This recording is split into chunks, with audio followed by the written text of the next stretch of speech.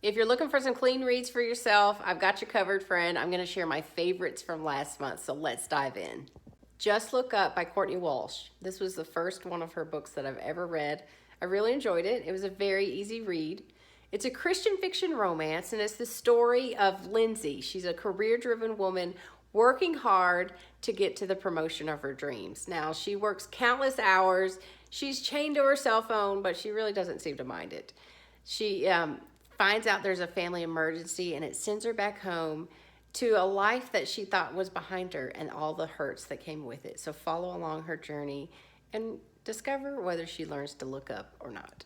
I figured since it was already available on audiobook, I'd go ahead and listen to the second book in the series by Courtney Walsh. It's called Just Let Go. Just know that you do not have to read these hand in hand. These are standalone books.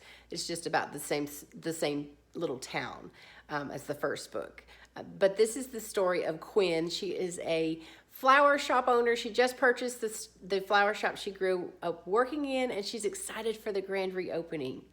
She meets a professional skier, and his name is Grady. He's annoying and cocky, and he has a career that's falling apart. Now, they start to get close to each other, but they realize that they have some hurts from the past that they both need to deal with. Life Without Limits by Nick Vujicic. This was a truly inspirational book. Not only does he share the ups and downs of life without arms or legs, but he truly inspires his readers to live a life without limits and be the best person that God has created you to be. The Scarlet Thread by Francine Rivers. This is a very quick read because it's a short book, but it's a Christian fiction book. It's the story of Sierra, whose husband decides to move them across country to a new job that he's so excited about. Now, she, on the other hand, is not excited about it at all. And when they get there, things go from bad to worse. So she turns to a journal that her mother had given her that was from one of her way back family members. And you'll have to follow along to see if Sierra learns to find true contentment in her life. This was my favorite book of the month. It's called Against the Tides by Elizabeth Camden.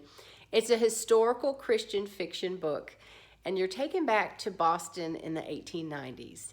Now we meet Lydia, and she begins doing some translating work for a quirky gentleman. What she doesn't realize when she begins to work for Bain, though, is that she's going to begin to fall for him, but she's also going to be led into working with some dangerous criminals.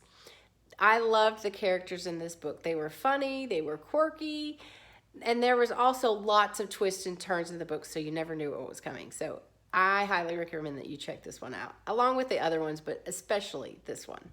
If you want the full list of all these books, including books from previous months, you can grab that at the link below. I'll leave it there for you for easy access, and you can check them all out there.